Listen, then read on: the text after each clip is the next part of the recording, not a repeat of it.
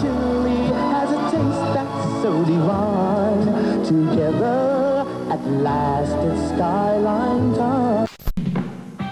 From WCPO TV, Channel 9 News at 11.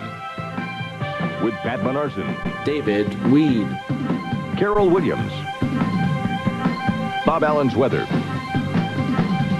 and Dennis Jensen Sports.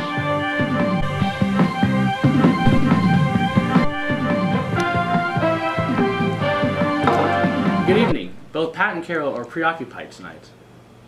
Won't take you long to look outside and notice the big snowstorm that's coming through the tri-state tonight. Let's go over to Bob to see how we can expect up to a quarter-inch of snow tonight. Bob? Thanks, David. Instead of talking about this huge snowstorm coming through, I'm going to talk about something a little bit more important. The Arctic ice sheets. Did you guys know that in 2016, it was the warmest year on record? And the third straight year in a row, Earth has set a new high temperature record? Folks, that's more important than the stupid quarter-inch of snow that's coming through. Bob, I think the snow is more important. People need to know what's going on. David, please. Billions of tons of ice are melting every year, rising our water levels, and absorbing more heat, making the water warmer. There's an average loss of 19,500 square miles of ice every year. That's more than New Hampshire and Vermont combined. Thanks, Bob, for that weather report. I'm not done yet. Yeah, Bob, you're done. Okay. In other news, Bengals lost tonight by an all-time new record against the Steelers. The score was... Thank you. Oh, well, just in. We've had a new accident out on I-71 North. Let's head out to Bob... Oh, no, Dan. Wait, Dan, right? Yeah, Dan. Let's head out to Dan on Chopper 9 and see what's going on. Dan, can you hear me? Yeah, David, I can hear you. Dan, can you hear me? Yeah, Dave, hello? Yeah, okay. Alright. Well, folks, there's no accident out here. I just wanted to show everyone all this electricity being used. Did you know that to produce all this electricity in Cincinnati, one single coal plant emits 3.5 million tons of CO2 into the atmosphere every year?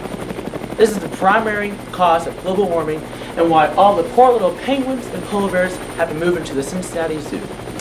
Might as well call a smog delay for all the tri-state schools tomorrow, because in the morning, you won't be able to breathe.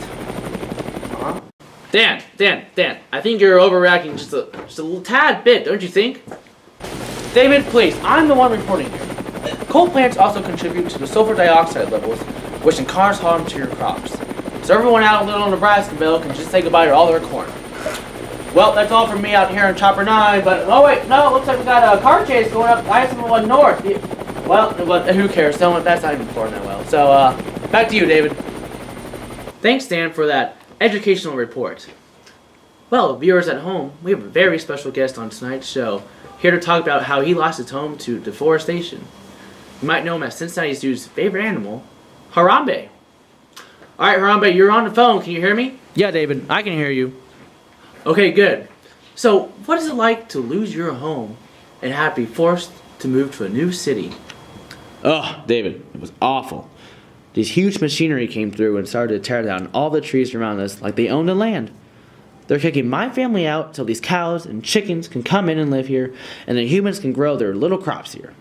Without these trees, carbon dioxide levels will increase and fuel global warming. An estimated 18 million acres of forest is lost each year around the world to make room for houses, farms, and to use wood for multiple things.